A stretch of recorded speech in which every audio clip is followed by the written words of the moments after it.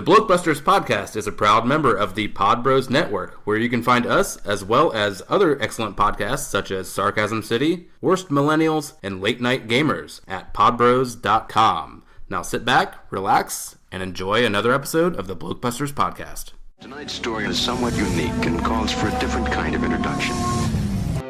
Who's gone off? Today we are canceling the apocalypse! Wait a minute. You ain't heard nothing yet. And this is? Lilu Dallas Multipass. Frankly, my dear, I don't give a damn. Houston, we have a problem. Have you tried turning it off and on again? Gentlemen, you can't fight in here. This is the war room. Now, where was I? Welcome to episode 80C of the Blokebusters podcast. I'm Paul. And I'm Brian. And today we are going to be continuing our conversation about Black Mirror since season 4 dropped not too long ago, as of recording this anyway. And of course that means we had to bring back our honorary Blokebuster, Kealeen Griffin. How are you doing? Great. It's great to be back, guys. Thanks for having me. Yes. Absolutely. Love to have you back. Yeah, no problem. I mean, it gets too boring, I think, for everyone just to listen to us all the time. Oh, I think you guys are just fine. Well, you're a welcome addition anytime. So. Well, thanks very much. All right. So just get this stuff out of the way really quick so we can get right into it. Do follow us on Facebook at Blokebusters, Twitter at Blokebusters, Instagram at Blokebusters. You can email us blokebusterpodcast@gmail.com. Remember, no S at the end of Blokebusters there, because, I forgot it. And you can go to blokebusters.webs.com or podbros.com and search for Blokebusters. We are at both places, and both of them are equally nice no matter what you think. So there we go. Yes, season 4 well Black done. Mirror. We were waiting for this for quite a while, and then it landed. And I watched this in order, but I hear that you two did not. So what's with that? Okay. Go ahead and field that one. I feel like I go to the website pajiba.com a lot to get I like to hear their takes on a lot of pop culture, and one of their film critics recommended, she got the episodes before they actually dropped and recommended the order you should watch them in. Obviously, Black Museum is the last one no matter what. Right. But the order I watched them in was Archangel, Hang the DJ, Crocodile. I'll be honest, I didn't watch Metalhead until after I skipped Metalhead and then watched it later. USS Callister, and then Black Museum. Okay. So it's almost kind of like the way they recommended it. It was kind of like a warm up and then stretch. It was like warming up for a workout, and then USS Callister was kind of like when your endorphins kick in, and then Black Museum was cool down. Yeah, and when everything is hurting. Yeah. Well, obviously we're going to be keeping in the same format that we have been because we're creatures of habit here. So we will be discussing them in, you can't exactly say program order because they all dropped on the same day, but in the order you can watch them on there. The listed order. Yes. Correct. We'll go with that one. And also we need to give a shout out to Daniel Kaluuya. Because he is the first actor from Black Mirror to be nominated for an Academy Award for Get Out. And he was also in 15 Million Merits, which is allegedly where Jordan Peele saw him and thought, I want to work with this guy. And it led to an Academy Award nomination. Well, there we go. Yes, absolutely. Love him. Yes. Yes, very good job. We might be talking about him in another episode that'll be coming out at some point. So. I was just going to allude to that. Yes, an episode that will be recorded very shortly. Yeah. Well, we're also going to be discussing another cast member of that movie in this podcast. Yes. And I've heard he's one of the best parts of that movie. All right. Okay. Yeah, you're probably going to have to jog my memory there. It has been a while since I've seen it. It'll I'll get to it when we get to the episode. Yeah. Alright, yes. Alright, so we may as well then dive into it. So, episode 1 of season 4, and that is USS Callista. Callister. Callister, yeah. So, you're thinking of the Ally McBeal actress. Yes, that's what I'm thinking of, yes. It's not that it's been about a month since I've seen this episode. I couldn't remember how it was pronounced. Callister Flukehart, yes, Callister Flukehart, yeah. Yes, USS Callister, my mistake. So, where should we start with this one then? Well, it opens up with like it's like this retro filter and lighting, and it looks like you're watching almost like, remember Galaxy Quest, like footage from an old Galaxy Quest episode. But basically, it's supposed to invoke a very like Star Trek, the original series feel to it, where this Captain Daly, played by Jesse Plemons, who has this total cocky, I don't know how his voice is like exaggerated and ridiculous. And there, and everybody's like, what should we do, Captain? And obviously, like, everybody's relying on him. And, then he's got this villain he's fighting who looks like it was like somebody from an 80s hair band that was in like it was a disfiguring accident. It was supposed to be like his nemesis. And anyways, and they go, we're not going to be okay. We're not going to be okay. And then he saves the day and they go, oh my gosh, I'm sorry I doubted you. God bless you, Captain. And then they all sing, for he's a jolly good fellow. And then he's got 2 female crew members and kisses both of them. And then, and by the way, he's got this perfect, luxurious hair. Yes. And then all of a sudden, we cut to the elevator doors open. Mm-hmm. We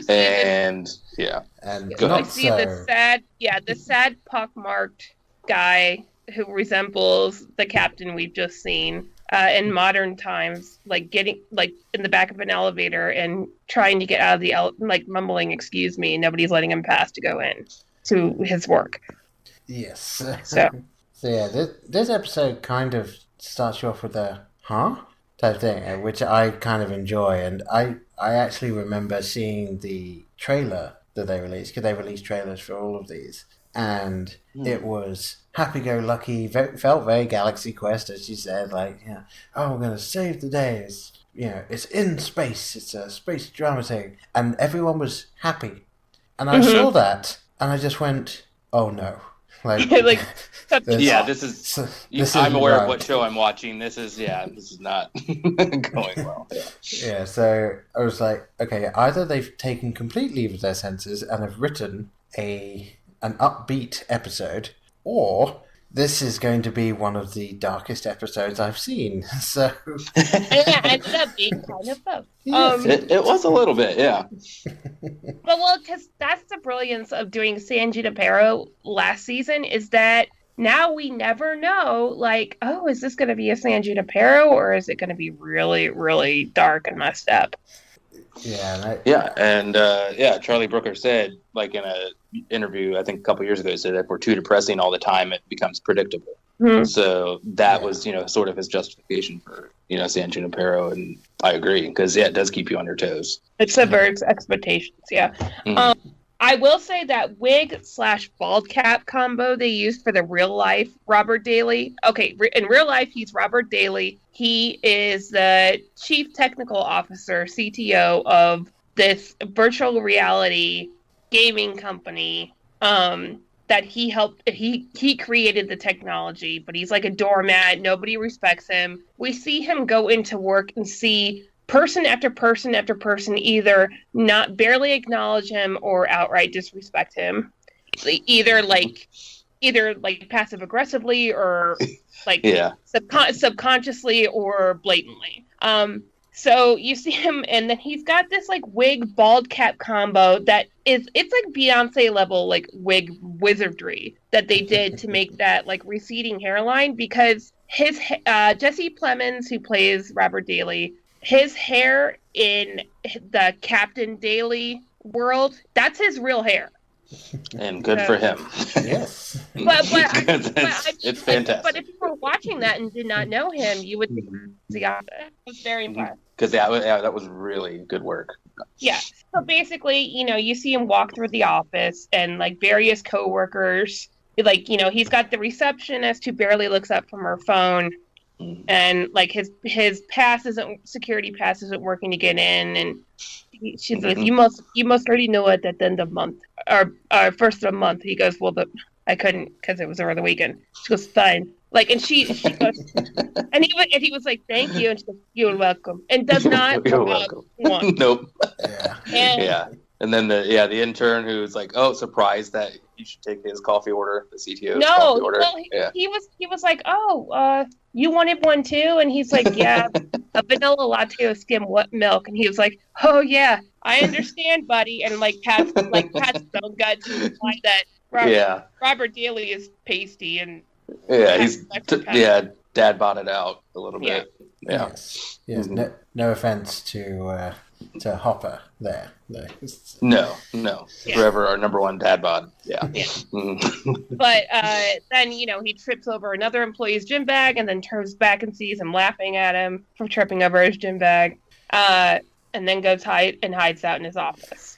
Yes. It's like nerd first day at a new school like level. Yeah. But he's like one of the heads of the company. Exactly. Like he's technically the boss of all these people. Yes.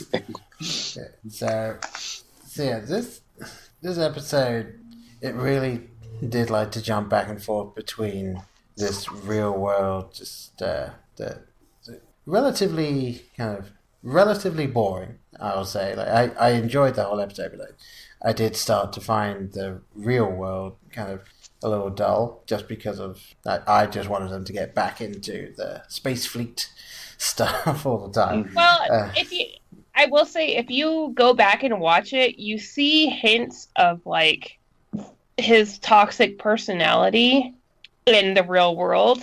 Like, okay, so he sits in his office, and then all of a sudden, this beautiful, like, kind of quirky, beautiful young woman comes in, played by Christine Milioti, who was the mother in How I Met Your Mother. Spoiler. Yeah. Yeah. Go ahead. I know. I was really looking forward to that last season. Thanks a lot. All right. But she comes in, and it's her first day, and she specifically comes because she wants to meet him, because the code he created for this virtual like gaming system, she just said it's the most beautiful thing I've ever seen. I just think you're amazing. And he's just like, oh, a girl. And he's like, oh my God, somebody's paying attention to me. And then she notices that his office is decked out with figurines and video and like DVD, like a DVD library for the series called Space Fleet, which is obviously supposed to be like a Star Trek thing. So we realized that what we were seeing earlier was like he was like maybe dreaming about his favorite show, like him being the actual. Oh, and as we see him being disrespected in the workplace, we see that all the people disrespecting him are people who were in that opening scene on the spaceship. And she's like, oh, what is that? And he's like, oh, it's this show. It's Space Fleet. I love it. And she's like, oh, mini skirts and, and space blasters. And I noticed something interesting. When she picks up one of his videotapes to look at it, he gets anxious. Like, there's this pretty girl going out of his way to give him attention and gush over how much she admires him. And he is like, oh, this girl's pretty, but she's touching my stuff.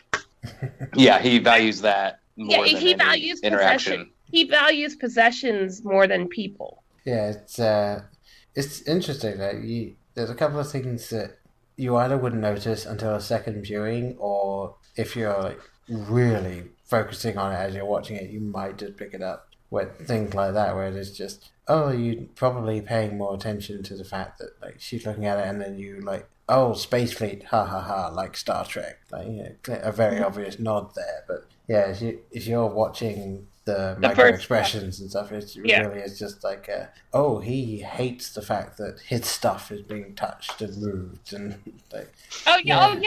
The first time I saw it, I was like, oh, a pretty girl's gonna be nice to him and likes him for like his talent. I was like, yay!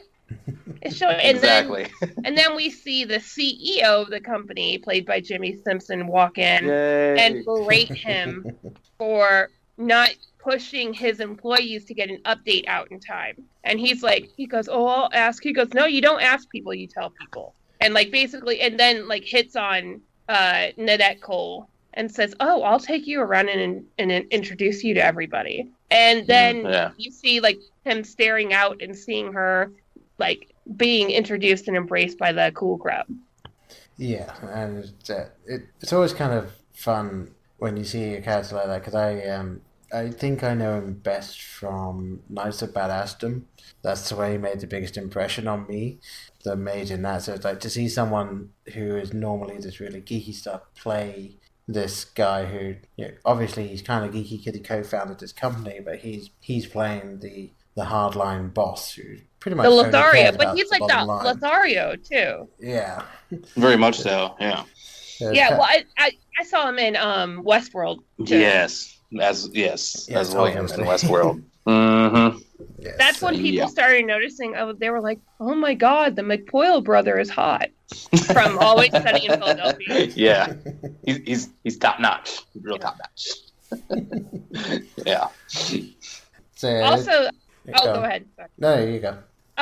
Well, and then we see him get like insecure, like see his insecurities, like, and see him being like basically bullied, whether directly or passive aggressively, or passively or directly bullied at work, and we feel like, God, this guy no wonder he like daydreams about being in his favorite show. Yeah. And then we see him go home, get a carton of milk out, like chocolate. It was like chocolate milk or strawberry milk. First of all, Joe, do not trust a grown-ass adult who is drinking flavored milk.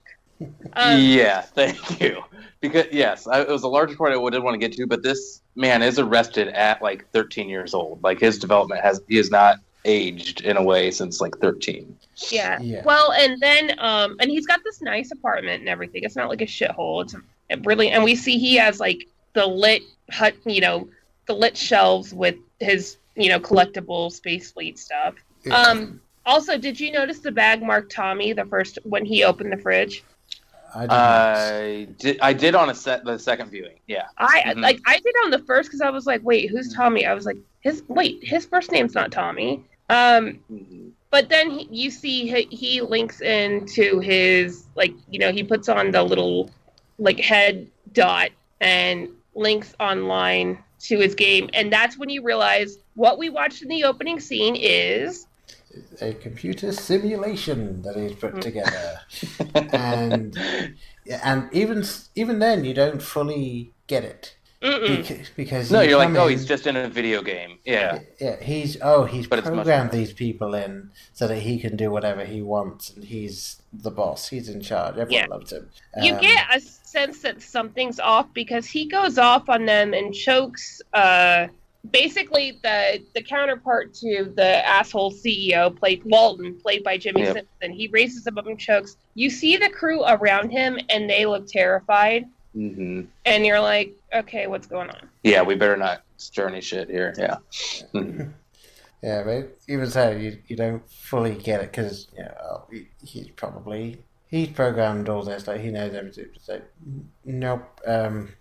You basically find out, and this is the point when it really starts to get murky and gets into really cool ethical territory conversation. He's taking people's DNA and then putting it into the thing and creating their consciousness inside his simulation. Well, because Nanette Cole is told by another coworker after she is still being nice to him. She's like, "Oh, who are you getting coffee for?" She's like, "Oh, I'm getting it for Robert." She's like, be careful. He's kind of creepy. He just stares. Yeah. Yeah, she's like, I called him out for he stared at me all the time until I called him out on it. And so she looks at him and is like, okay, well, maybe she's right. And then he was around the corner and he overheard the conversation. Yep. That's what, yep. Mm-hmm. Yes. And then he picks up the lid, takes it home, and scans it on what looks like a 3D printer. Kinda, yeah.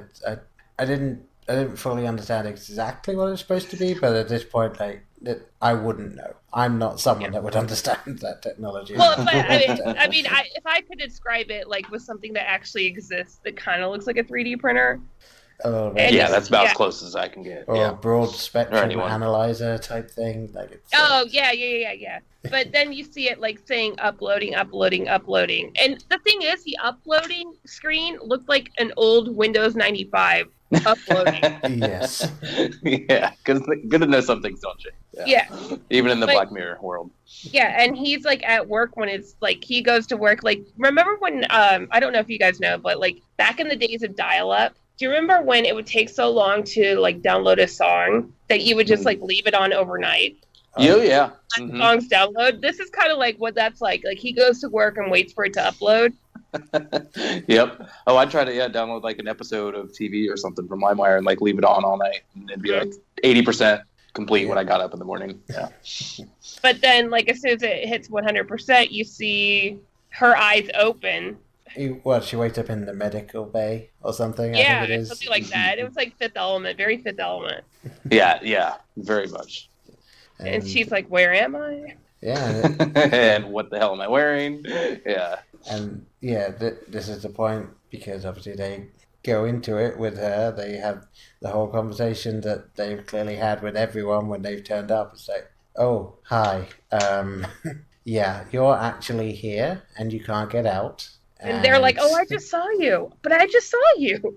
It's I'm still an effing intern. It's that is some bullshit. And you find out that when Daly's not playing the game, they just basically just have to hang out and for him. Yeah, because we see a later scene, Jimmy Simpson just making a game of banging his head against the console. Yeah. Well, they and then the one of them who's played by the fabulous Michaela Cole. Yes. She's the one trying to calm her down, and she's like, get her something she knows, get her vodka. But the thing is, as we will find out later, they have some biological limitations. Are they able to get drunk? They must be able to, otherwise why would they give a shit? Or why, Or is it a placebo thing? Yeah, that's a good question. Yeah, because I'm not sure. Because yes, they do have some limitations, but I just thought that I don't know. I thought maybe that they would need that even for morale. I don't know, to have some sort of equivalent of getting drunk. Yeah.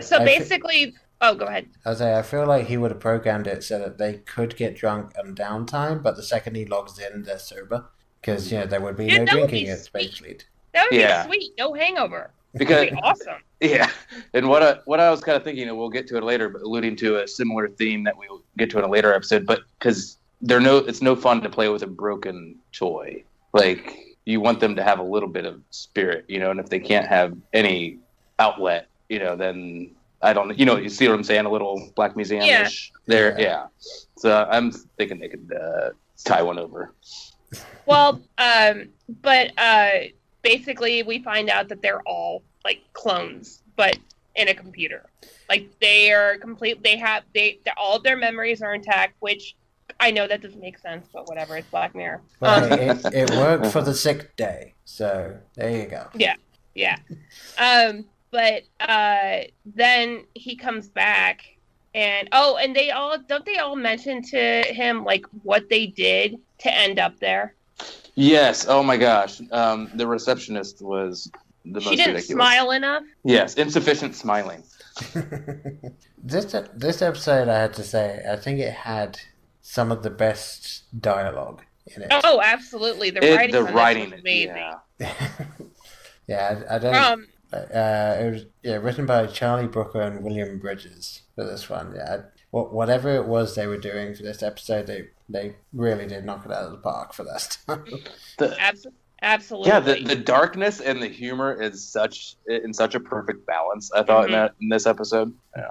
Absolutely. And then, when he comes back, like, for the first time with Cole in there, he's basically like, okay, get going. Like, okay, like, go to the, like, get to your post.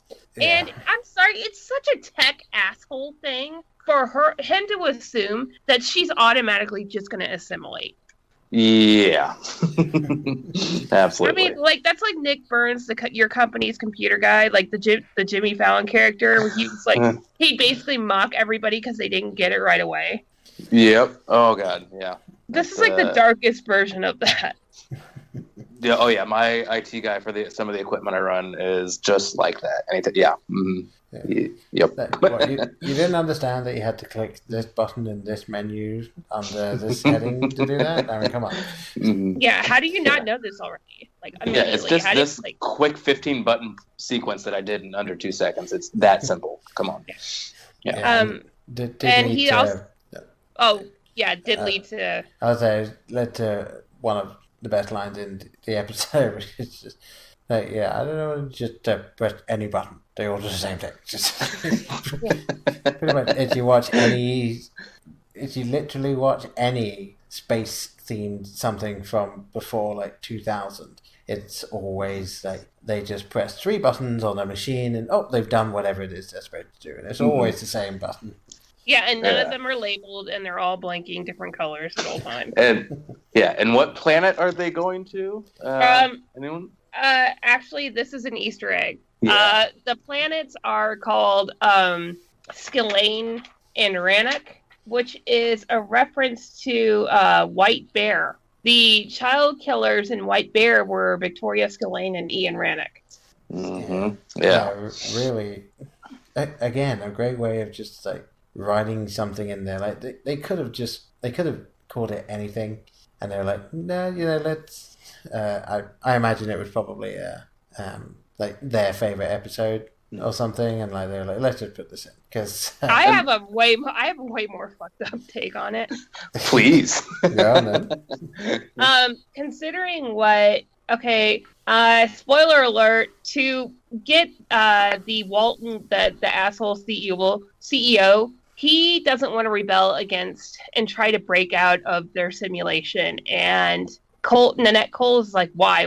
And he goes, I'll tell you why. Like, to break him and to make him do whatever he wants. He somehow got, Captain Daly somehow got a lollipop with Walton's son's DNA on it, scanned his 6-year-old son in, showed him to him, and then threw the 6-year-old son out of an airlock and made his father watch and saw him, like, freeze and crack into a million pieces. So basically this dude like straight up murdered planned premeditated murder, like, and thought nothing of it. And I'm like, do you think it was some sort of really sick joke because it's confirmed that this is all a shared universe. Yeah. So do you think it was a really sick joke of Daly's that he named 2 planets after child killers? Oh my God! Mind blown gifts galore. I do now. I mean, obviously, like if he's that would be a little joke for himself. Yeah, that is that type of personality. You know that. Look how clever I am. Mm-hmm. I mean, I almost feel like he kind of like secretly. I mean, if he's that dark of a person, I almost feel like he kind of secretly envies people who could be so despicably evil in real life. In IRL, not in a simulated reality. Yeah. Mm-hmm. Oh my God, I think you nailed it. Oh, thanks. Mm-hmm. Yeah. And also we figure out that Daly has the power to physically make them whatever he wants and do, like, he makes, when Cole first won't cooperate, he makes her face like a blank space and suffocates her, but she can't goes die. Like Matrix style on her, but she can't die. And also he makes them in whatever image he likes, and basically he makes them like Barbie and Ken dolls, so they have no genitalia. Yeah, well, it's a space fleet. It's a wholesome Sure. Mm-hmm. So... See, this is back to my Arrested Development thing. Like he lacks any of that matured sexuality. If it, that to him, I don't. This it's like tittery and like even like when we're jumping ahead, but when we get to the distraction scene with her in the pond, he's very sheepish. It's like that age when you discovered you like violence, but not that you haven't discovered yet that you like sex. Yeah, it's like someone says boobs, and you titter. Yeah, it's. Mm-hmm. But I did like the line where Michaela Cole's character said, "You can't even have the pleasure of pushing out a shit." Yes, I mean, the simple pleasures there. Yeah. So once Nanette Cole finds out that she doesn't have genitals, she decides that she wants to try to take him down. Yes. Yeah, that is the red line, as she puts it. Yeah. Yes. Yeah, I do. Mm-hmm. Although I do find it interesting that that's the red line. Not that she is a fully conscious and sentient version of herself stuck in this thing from which there is no obvious escape. Like, no. It's once he alters her slightly, that's the breaking point. Like, I think I obviously I have no idea how I would react if I ended up in that situation, but maybe she thought, well, at least I can fully interact with these other people who are in the same crappy situation. And she's like, oh my god, I can't even fully interact with them. Yeah, can't. Yeah, mm-hmm. That's we tried rubbing them up against each other, but they Oh yeah, and that's right. Like, and this is a really screwed up thing about like consent and whatnot. When like they complete a mission at the end, all the women on Space Fleet are supposed to go up to him and let him kiss them.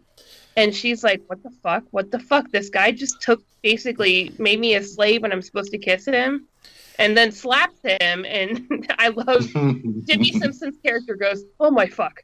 Well, and it's obviously it's the perfectly timed thing as well, because it's just like, he's a jolly good fellow, and so say, oh my fuck. Like it's, yes.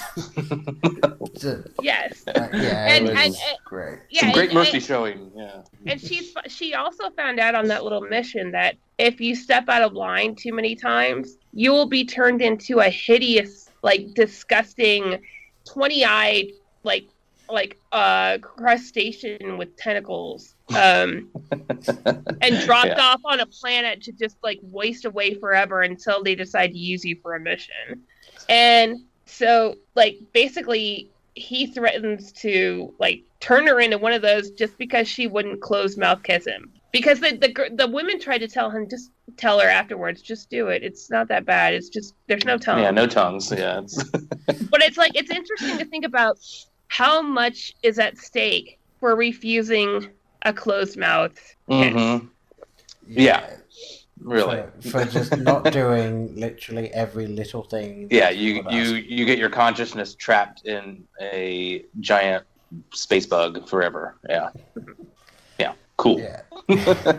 So just do what the captain says. Yeah.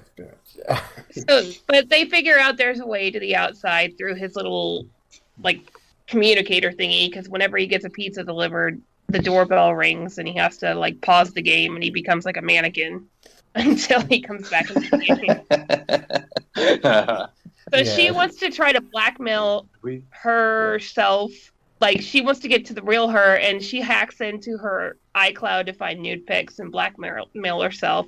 This was a stretch. I like this episode, but come on, this is some like Ocean's 11 would be like, really? really, yeah. Mm-hmm. And yeah, she goes pretty far for. I mean, sure, those pics. Yeah, I guess. Yeah, you don't want those pics out there, but she goes pretty damn far to. Did you think those. Like? I mean, daily social skills really are about a 9-year-old. If he bought her like playful swimming routine. Oh my gosh! Yeah. Mm-hmm. Let's keep swimming further away from your clothes. Yeah. Yeah, it was interesting. Like it, as you say with the Arrested Development thing, like it really was just like okay, all right, I suppose this will be fun. Like he doesn't have the ability to fully think through like Isn't this the second time he'd been in the simulation since she turned up in it? And all of a sudden she's just so like, oh hey, yeah, I really want to do this. Let's just swim or something like that. Well, he thinks he traumatized her into behaving by turning Michaela Cole's character, the one who tried to defend her and say, please don't do anything to her. He turned her into one of those disgusting monsters. Yeah. And he said, you know why I do this? Because of the look on your face right now. And that I was like, oh, you are a son of a bitch. Oh boy, do we have a position in our cabinet for you. Yeah. And I think in his arrogance, he assumed he had traumatized her into compliance. Yeah, probably. But also, like, but the real, like, once they had to call the real Nanette in the real world on that little communicator thing, get her to, like, climb up onto his, like, apartment balcony, call a pizza company, have it deliver the pizza, sneak into his apartment. I am sorry, but you're telling me that dude had his balcony door unlocked? and also, this is watching the second time, she calls that pizza in from, like, standing outside of his apartment, and the very next shot is that pizza going down the hallway. Like, how long was why. No, I figured out why. Okay. Where he stiffs the pizza dude, and he paid for the pizza, but the dude said, I got it here under 10 minutes, so that's an extra 30 for me. And I was like, what? What does that mean? Fastest effing pizza? No. I think she must have called them and said, if you get it there under 10 minutes, I'll give you an extra $30. Yeah. So they just, like, took someone else's order, because, like, you can't even make unless there was shared universe, a pizza van out, nearby. Yeah, but I think when she called, she goes, if you get it here under 10 minutes, I'll give you an extra $30. And that's how she got the pizza there so fast. Yeah. Yeah. And, okay. I guess having worked in a pizza place, if it's a night and it's going to be busy and you know it, and you will generally have a couple of extra pizzas of the popular variety orders just hanging around, just because you can get those out. Oh, really Christmas quick. Eve. Yeah. Oh yeah. Mm-hmm. But also, okay, so the whole thing is they're going to fly through this wormhole, which is the new software update patch for the software that everybody knows about, but he's got his rogue version of. How did Daly not notice the update patch wormhole? Was he, like, so fixated on lording over and torturing his minions that he didn't? I think so. Yeah, I think he was so obsessed with his control over these people or digital people. Yeah, he didn't even notice. I mean, that's the only thing I can think of. Well, there's two other things that I could think. Number one, he might not notice because obviously they notice it because they're looking at the instruments that he doesn't look at. He just does the Captain Kirk, I look cool in my seat type thing. So he's not really looking for that.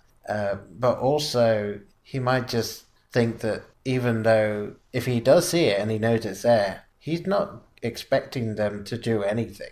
Right. Like why would they how would they do this? Why would they do it?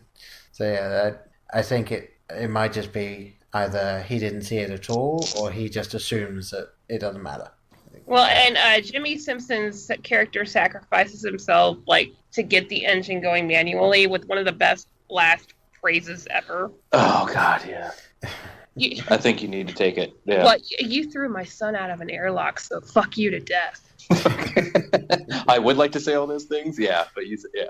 Mm-hmm. Yeah. Well, he's trying to chase them in some sort of junky, vehicle that was left on like a escape pod type vehicle thing. Yeah. Mm-hmm. And they're expecting to die.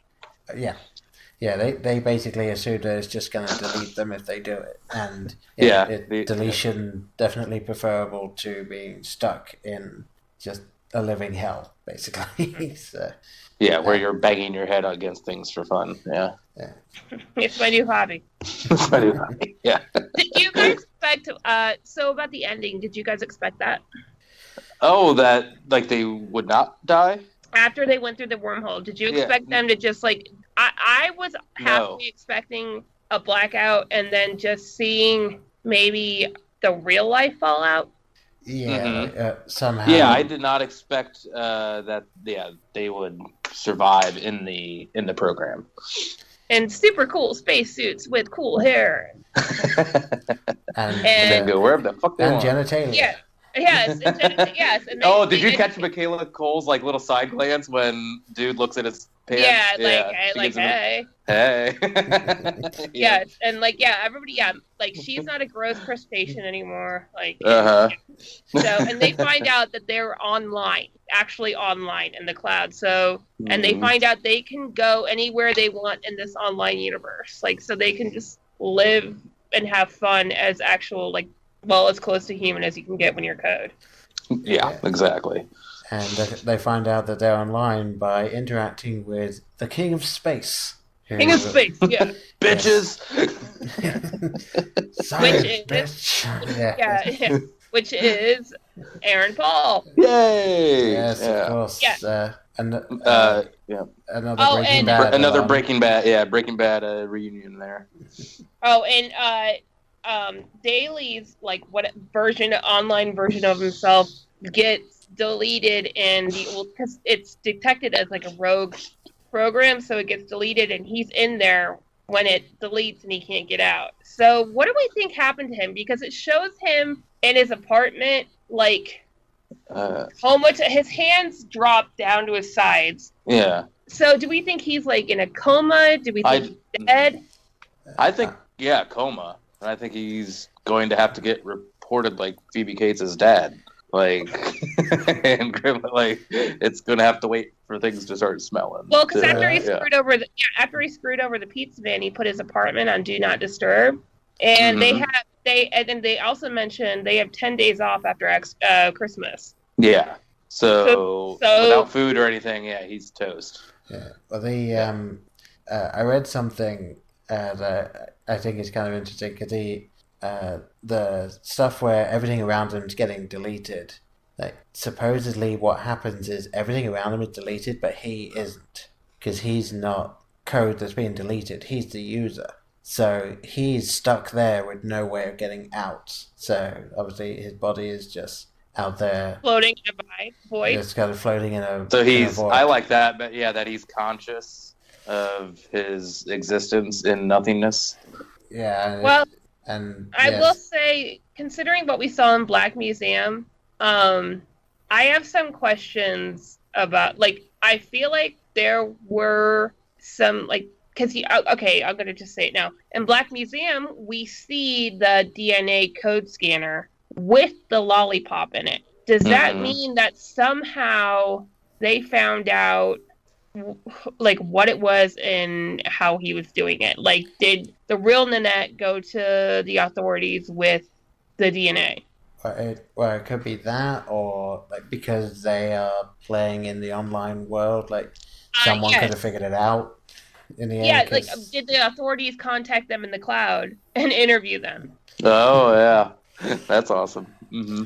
Yeah, so I think, and it's shown in previous episode of Black Mirror that if someone's in the simulation, you can't just take that little thing off his head because that would kill him. So he is he definitely is a complete another vegetable. So I guess it doesn't matter at this point, even if he did go to trial. What would they do? How would they access him if his programming around him had been deleted? Yeah. Very good point. Yeah. So that was USS Callister. Yes, it was. Or Callister. Yes. Yeah, I think definitely one of my favorite episodes this season. I would say probably second. Yeah, second or third. Yeah, probably second favorite. Yeah, because it really does bring up also questions that we might be facing at some point in the near future about exactly what contributes to artificial intelligence, because he's taken their consciousness and recreated them. So technically they're artificial intelligence. Yeah, and what are their rights, if any? Or Well, I feel like that's a running theme through this whole season is choice and what constitutes a person, and what constitutes humanity. But a lot of people were comparing it to and I never did this personally, and I played a lot of this game, but people were talking about how they would play The Sims and they would do things on purpose to torture or kill their characters.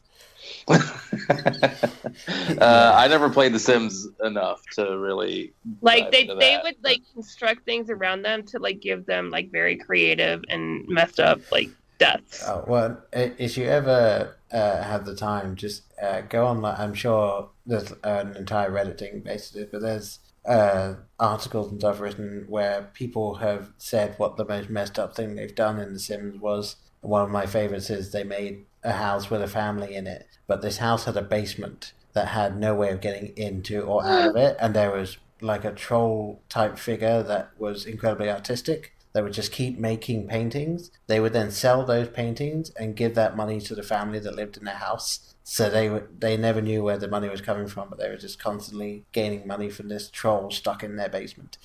There was just that would make a good horror movie. Yes, it would. Yeah, I think maybe The Sims is where we need to start playing around in that, and then there you go. You got fodder for films and TV shows. Absolutely. Like where your head's at. All right, Shall we move on to Archangel? Definitely move on. Yes, we chewed up a good, but for one of the best episodes. So I think it's the longest episode. Yes. Very true. Yeah, it's like an hour 20 or hour 15, something like that. Yeah. Mm-hmm. This episode, I think, is the Archangel. I think it's the one that we are closest to in terms of our actual technology. 100% agree. Yeah. Yes, definitely. And I'm probably going to ask a question in this that I think will be interesting to hear your answer to. But so Archangel, this one directed by Jodie Foster. Not 100% sure how that came about, but there you go. Also, the first episode to be directed by a woman. That's a shame. Yeah. It really, fourth season. Yeah. Come on. Yeah, but that's impressive though that San Junipero they did that. They really did a good job of portraying women in that episode. But I will say they do have a lot of female writers, and the co-creator is a woman. Yeah. Mm-hmm. Yeah. Apparently, Brooker said that she was chosen for the episode because as a former child actor, she would understand what it's like to grow up in the spotlight and how to deal with the child actors during filming. Mm-hmm.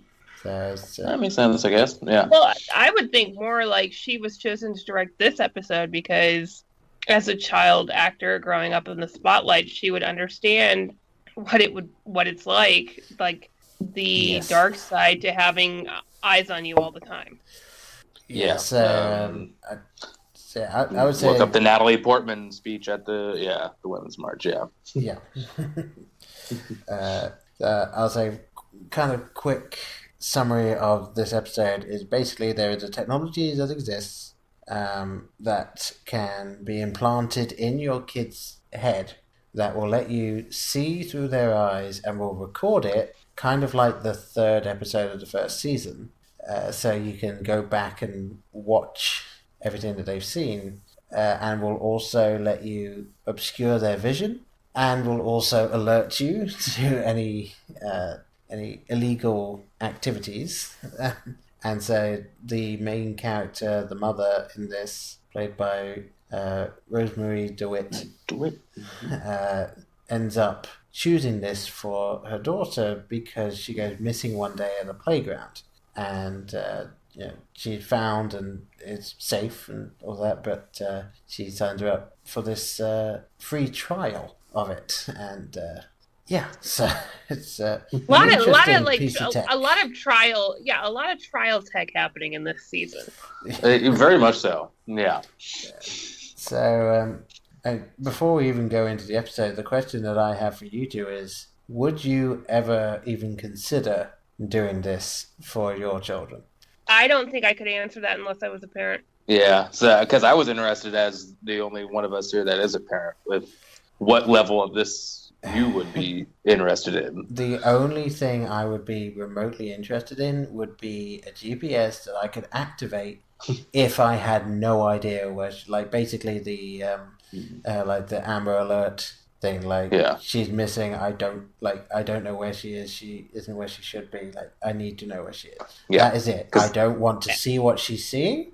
I don't, like, I don't need to. And it should deactivate at a certain age, like permanently deactivate at a certain age. Yeah, I think like basically once they move out of the house, like you're good. Oh, before then, I would think, but yeah. Well, it's like you know how you get your driver's license or register to vote at 18. When you register to vote, you also get your chip deactivated. Oh, there you go. Oh, yeah, there you go. It's all in one. Yeah, one visit. But yeah, I definitely know at least one person that would sign up for this in a heartbeat for their child. I've heard a lot of people say, like, I get why, and that they're like, I understand how this could get out of hand, but I also understand why people would do it. Mm-hmm. Yeah, I mean, I can. Yeah, that's the thing. Like, this episode is, I would feel it kind of covered all of my reasons why I wouldn't want to do it. Like, I mean, obviously, I don't believe it would culminate exactly in how this episode does, but I would hope not. But like being able to see everything that your child sees, especially given what your child might end up going through and all of that sort of stuff, like like as a parent you don't need to do that, and your child should also have a certain amount of autonomy. Exactly. And I think the filter is what bothered me the most. Oh God, yeah. Mm-hmm. Because, how are you gonna learn anything? Well, yeah, like go ahead. how are like she would have to go through years of therapy after that filter was removed to adjust to those things. Yeah, it's the first time you see an angry dog. Yeah, and you're 20 years old or 18. Yeah, however old you are. Well, and like I almost wondered, like, well, it could be like, could they like have considered taking it one step further and like whenever like she hears like any kind of like heated like if she hears yelling or profanity, would it like make it into like white noise or like music or something instead of her actually hearing it? Like, she's still gonna hear the words even if she just sees like fuzzy images, and I think that would be even more confusing. Yeah, and I also felt it was a little odd, the obscenity filter that stops her from seeing her grandfather have a stroke. Yeah. I feel like when you're watching it on the tablet, it should be like a split screen, so you see what she sees, but you also see what's actually there. Like, maybe that's in the update. This is the beta. Yeah, and then that like I think it wasn't in this episode, but it was in another one. I read an article about like Easter eggs. They at a scrolling like news like a newsline, a scrolling newsline at the bottom headline. They said that the Archangel program had been like discontinued, like because of issues. AKA beaten to death. Well, but she wasn't beaten to death. Oh no, she was left. Yeah, spoiler alert. But like, so this girl grows up and she finds like she makes friends with like this older kid who's like, well, you're a freak, and like for some reason, like this kid like feels like is like fascinated with her and feels like sympathy towards her, and is like, wow, you're the opposite of me. I've seen everything and you've seen nothing. Yeah, and doesn't he try to describe porn to her? Was it, or was he describing like the video that she couldn't watch? Oh, video. Yeah, he was describing like the attack, the violent video or whatever. Yeah, and that the filter kicked on when he was doing that.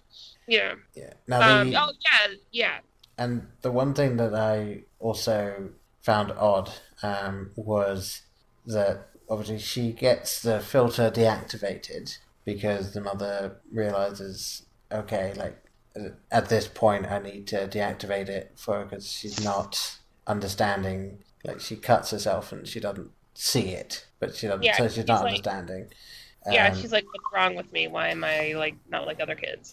Yeah. So once that's deactivated, and then she goes to school, and Trick ends up basically showing her attack videos, pornography, like I just understand immersion.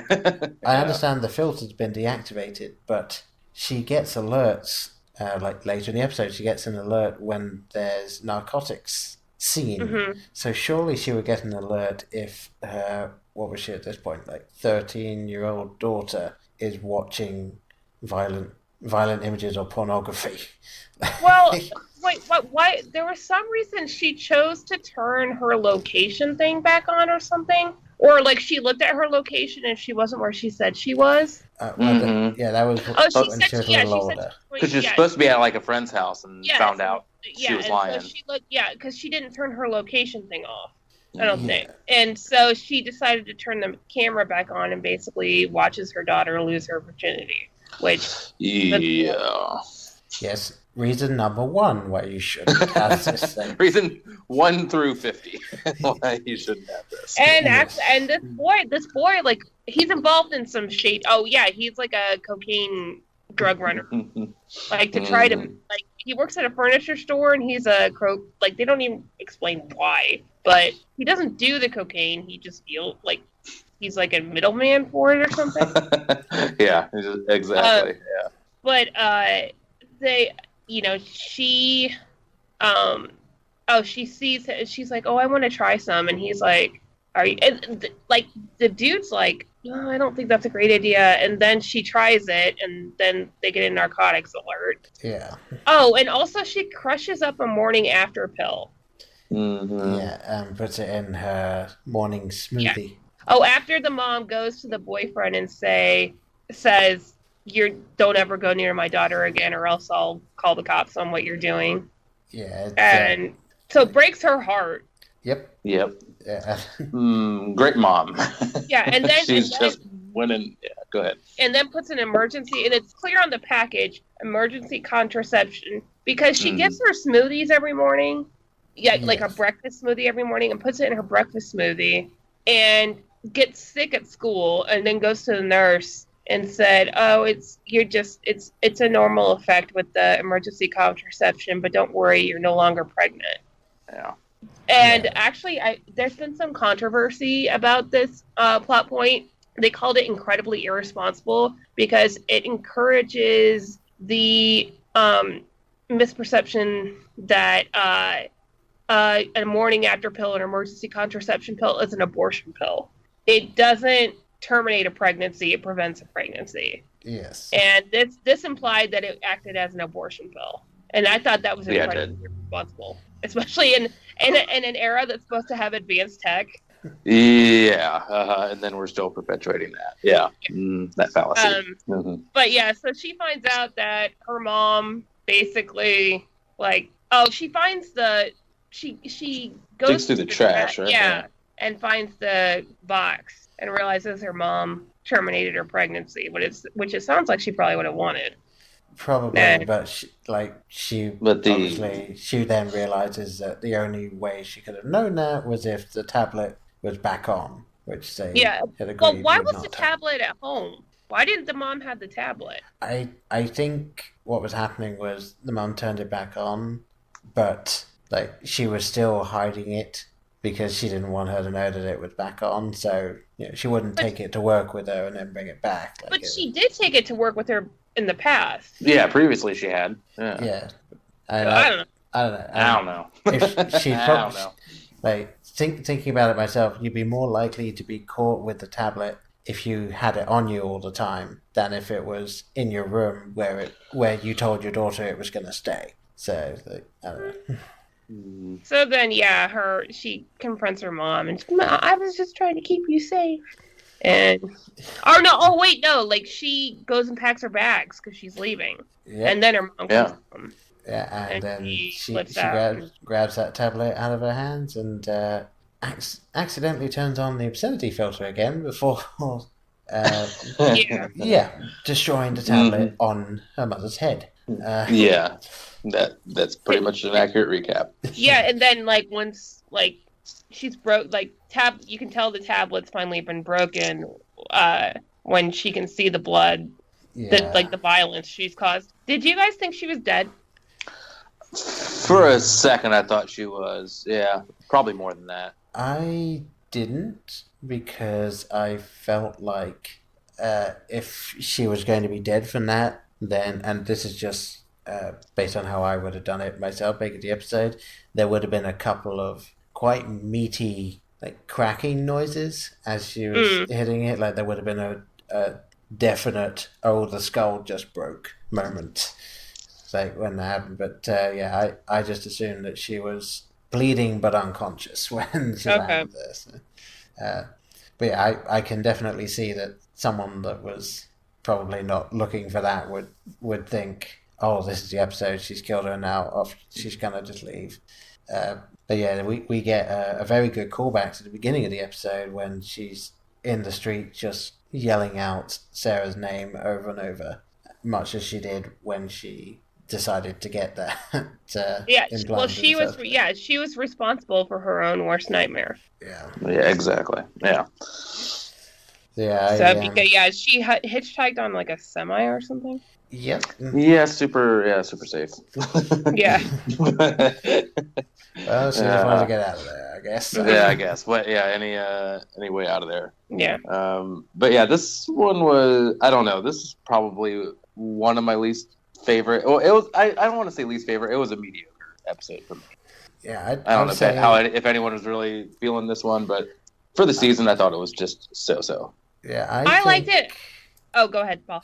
I was just going to say, I think that this episode needed to be made because these types of technologies are going to be slowly coming out when we can do more of this sort of stuff. And obviously, being able to see through someone else's eyes, that many, many, many decades away from this type of thing. But like this kind of stuff is going to probably become more and more popular because there's a definite fear of, oh, what's going to happen to the children? We must keep the children safe. Like, no one's allowed to just go down the park by themselves anymore because no one trusts anyone. So this type of stuff is coming, and I think that this needs to be a bit of a warning of, hang on, like, we're okay. Oh, no, I'm all for the themes. Yeah, I just thought, but the actual episode, I would say it's not one of the best episodes, Black Mirror, in my opinion. I liked it more when I initially saw it, I think because of that reason, because it seemed like this is not far off at all.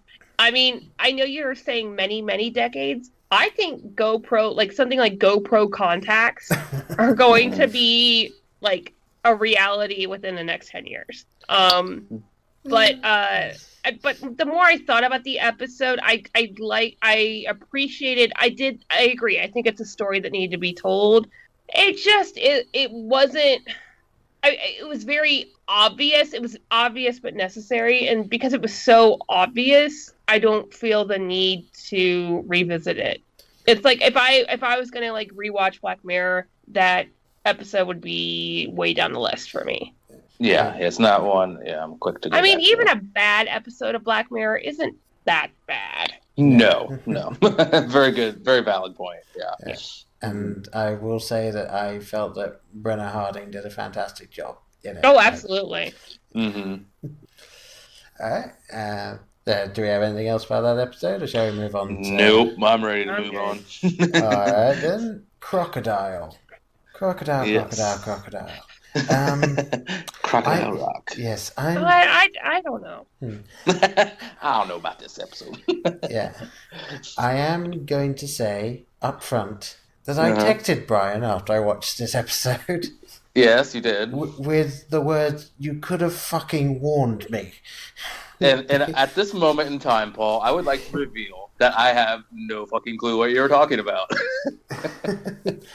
Okay. So you mean what the part ending? of this? Oh, you think it's the ending? Okay. Yes, it's the ending. Okay.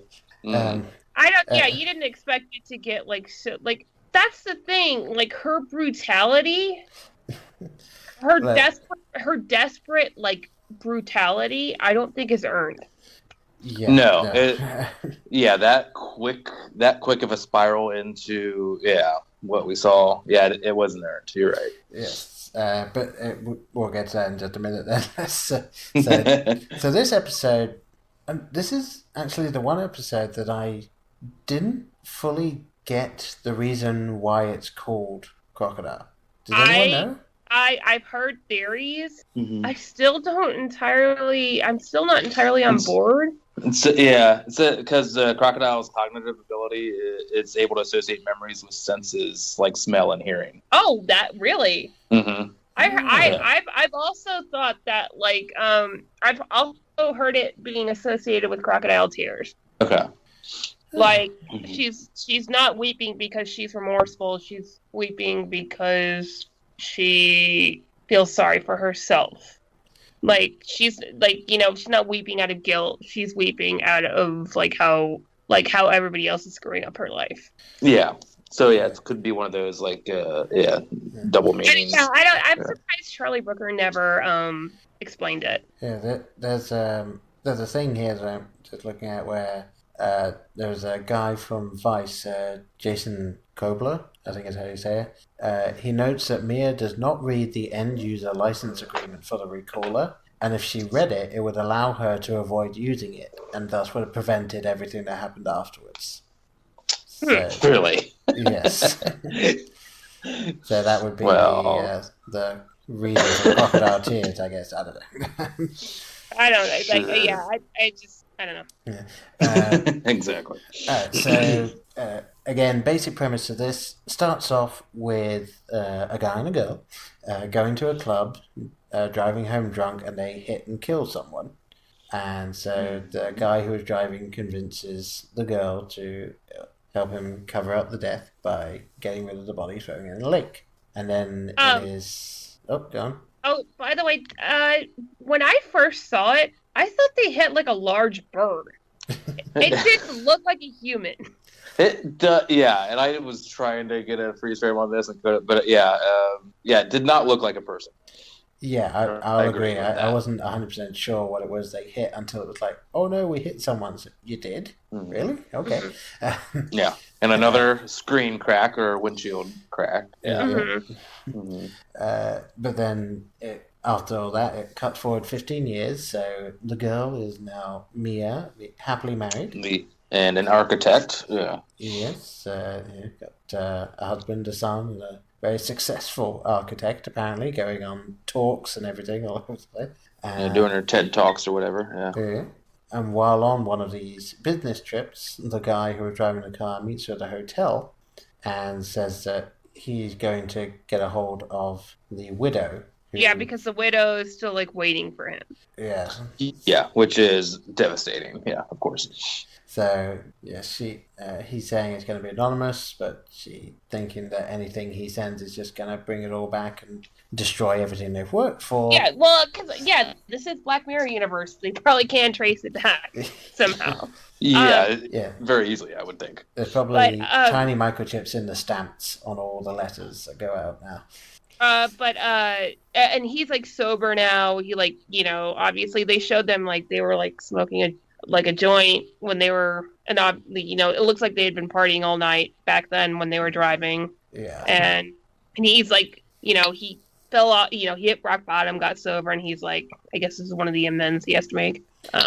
Yeah. But again, this is also where it starts the pattern of her panic and brutality was not earned because it was his idea. She wanted to call the cops. Mm-hmm. Didn't she? And she brings that up. Yeah. Mm-hmm. It was your idea to cover it up. Yeah. So this is where it started to I thought I read the premise. I saw the trailer. I saw I saw this the opening scene. Up until this point, I was hang on, wait a minute. This dickhead got her into this situation. And now he's oh, I feel bad. No, he got her into the situation. So I'm sorry that you're sober now and suddenly you grow to conscience. But you've also ruined somebody else's life. You ruined the widow's life and you ruined your ex-girlfriend. You don't get to come back and suddenly be the moral authority on this. No, yeah, that ship sailed. Yeah, a long time ago. Mm-hmm. So maybe that's what made her snap. Be real. Really, really. Yeah. Mm-hmm. So after a heated debate, she ends up killing him, and also a pizza delivery automated van hit someone. Which basically means that this episode occurred, 2 months ago? Yes, because this was a real story, right? Yeah. Or these exist now. Also, I need automated pizza vans to be like the new ice cream trucks. Yes. With the same jingle, so you actually don't know which it is when you go out there. Yeah. Yeah. Mm-hmm. Yeah, exactly. Very confusing. It's very confusing. Yeah, I'm either gonna get ice cream or ooh, yeah, that's rough. Do I get a rocket pop or a pepperoni pizza? Yep. So yes, then it goes from that to the man that got hit by the truck gets a visit from an investigator with a device known as a recaller, which can basically help you to recall memories, which then are played on this little device, I guess, so you can actually see it, and then using that you can try and get clues as to who else was there, so you have more people to interview, or like. Well, it's kind of weird though. The way this is introduced is like a means to prevent insurance fraud. Yeah. Yes. Mm-hmm. So, but they do make mention of like it was used by police previously, right? Yes. But I don't know if they directly say it, but it's not like apparently like not allowed anymore or something. Well, it would have been investigation. It would have been super helpful in a future episode.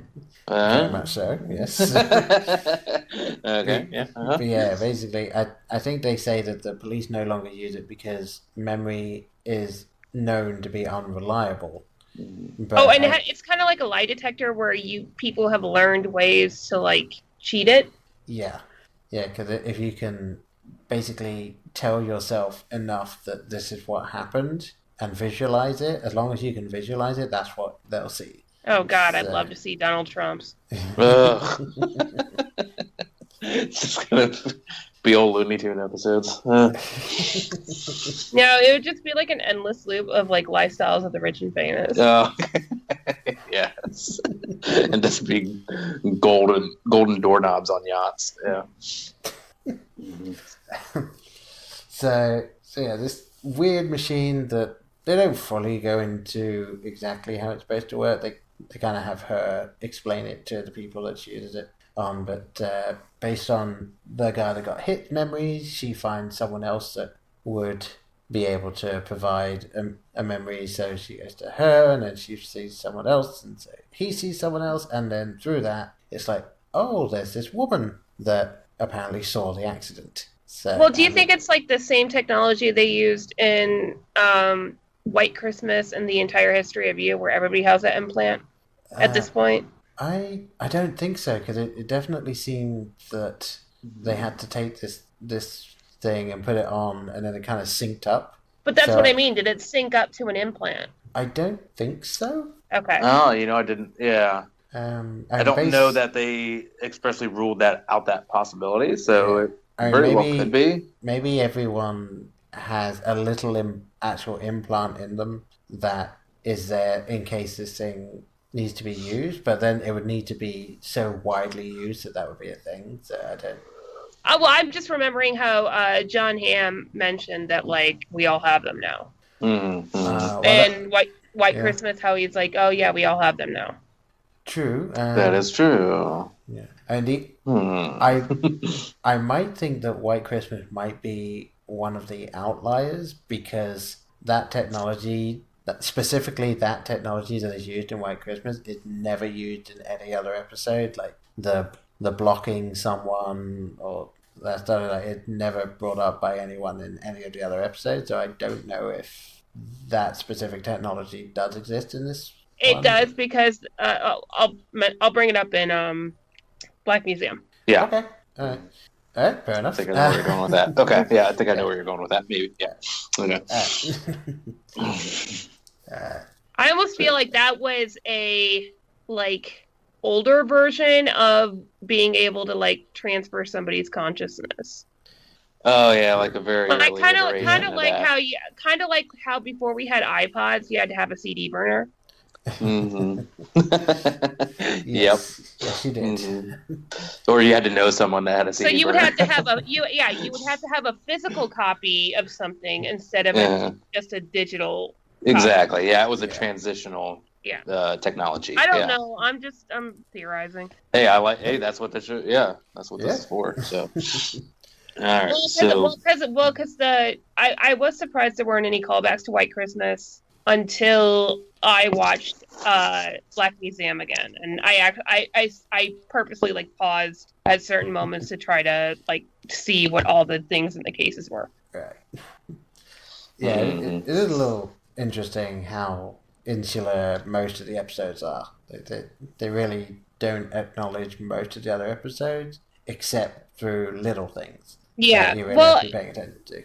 Apparently, in the past, Charlie Brooker like insisted that they were all like anthology. It was like they were all in self-contained worlds until like. Yeah, I know the first season. I think he still says that is the case.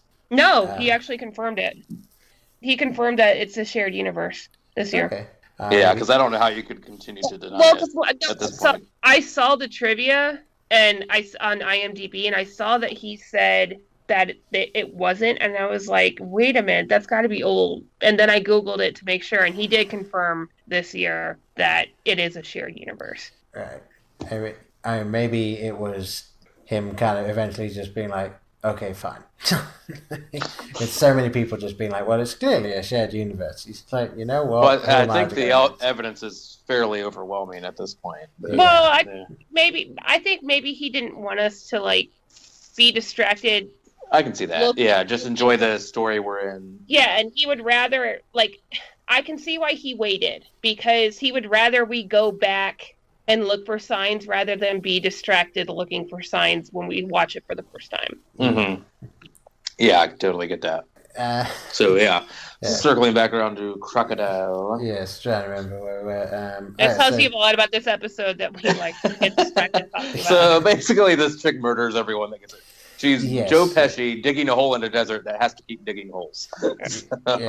She ends up relenting to having this device used on her, and she tries her utmost to give a false memory, but unfortunately it does not work, and therefore leads to almost an American Psycho-esque, like, well, I killed this person, so now I've got to kill this one. Or like very bad things or something like that. Mm-hmm. It's like, what if we did that, but for once it wasn't a comedy? Well, at least it didn't have Jeremy Piven in it, so there's that.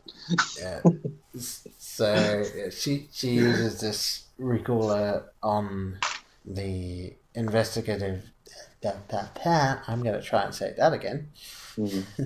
On the agent that came round, and she realizes that the agent husband knows where she is, so she's like, well, shit. Now I've got to go and kill the husband, because that's everyone's first thought. And we should say the investigator seems like the most gentle-hearted, nicest person ever. Yes, and she just likes her peppermint candies or whatever they are.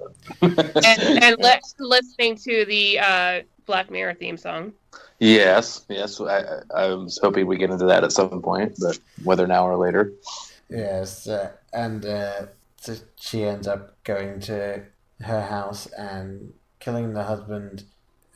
I actually found it kind of interesting that she's sneaking all the way upstairs and he's in the bath, and it was like they had it so that he does see her right at the end there. I thought it was going to be she would somehow sneak up and just kill him. Yeah. And I was kind of shocked that they're like, oh, nope. He gets that startled realization, that look on his face just before she kills him. And then, so, yes, just and I think that's to show, how far she's, willing to go, that she could even make, basically look somebody in the eye and, in a way. And, she couldn't even do it with, out them knowing, it's just, there's no crisis of conscience here. Never. Nope. And yes, again, for those that haven't picked it up, I am a father to a now 16-month-old daughter, and she goes downstairs and sees that their son is up. Mm-hmm. And then it cuts to her arriving at the auditorium, and I was still hoping that what happened didn't happen.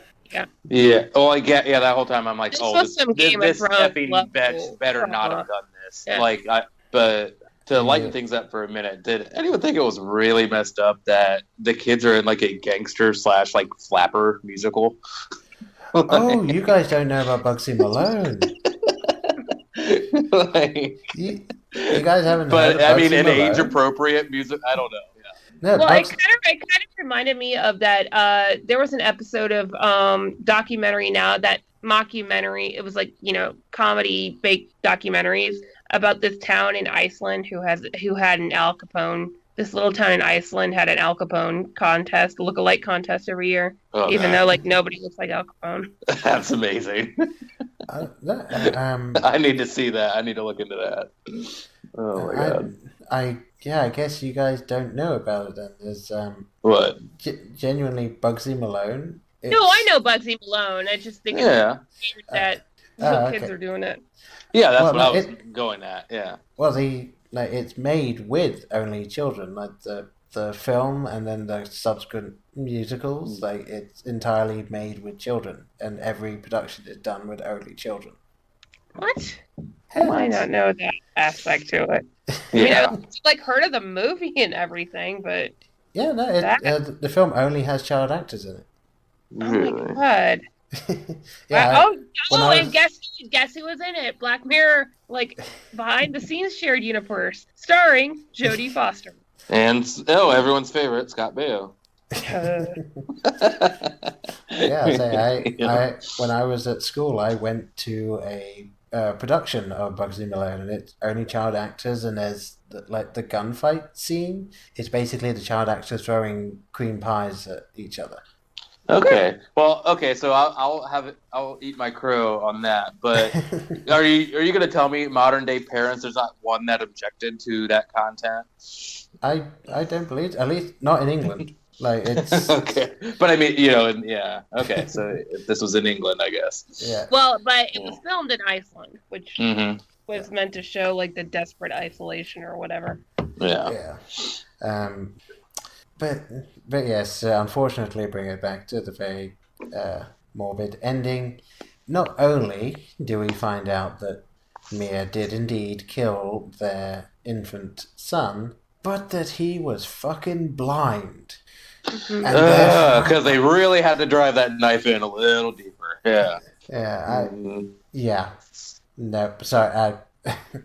You're like, F this. No, I mean, it really I'm surprised is. you didn't need to buy a new TV after that. Well, actually, no. But after I watched that, I was just like, why was this necessary? Why was this necessary at all?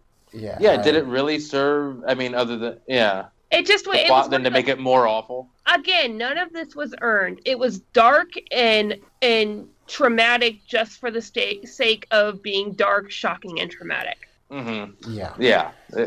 It was very. I felt manipulated, or unearned. Yeah.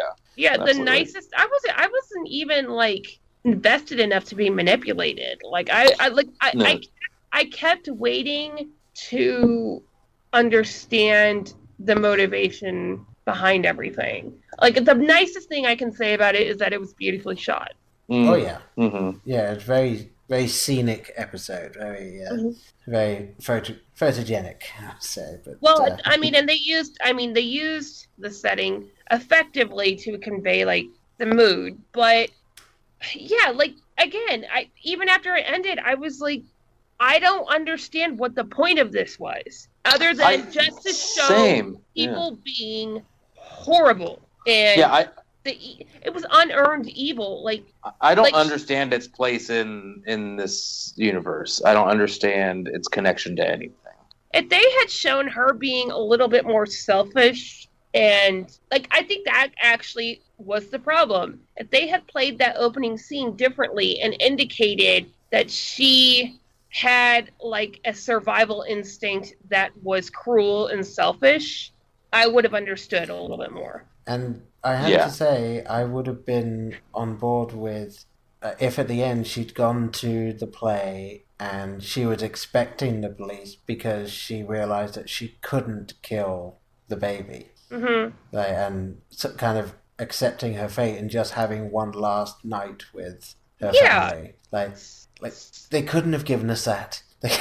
Like just a glimmer of hope at the end of this episode. Yeah. I'd be interested to see if there were any earlier versions of the script that played it differently. Yeah. I'm like, this is what you landed with? Yeah, I can tell you that this is an episode I will not rewatch, and I don't know if it's just because I'm a parent. Like, only reason I rewatched it. Go ahead. Yeah, the only reason I rewatched it because I was like, is there something I'm missing? Not because and I stopped it before that scene because I was like, okay, leading up to it, was there something I was missing? Because again,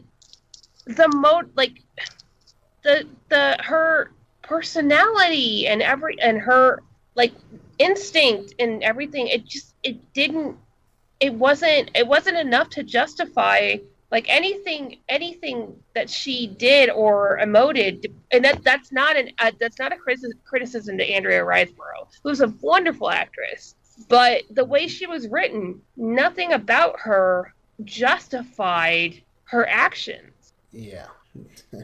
Yeah, I don't know. I couldn't get behind her as a character, so I think I might have slightly checked out of this episode anyway.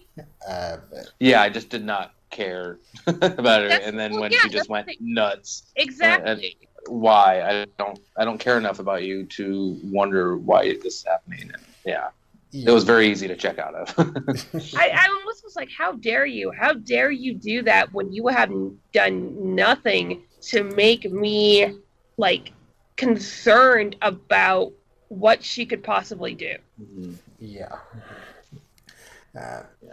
Well, I think we've spent enough time on yes, cried enough crocodile tears over this one. Boom. Okay. Sorry, but a joke deserving of the quality of this episode. Okay. Yes. All right.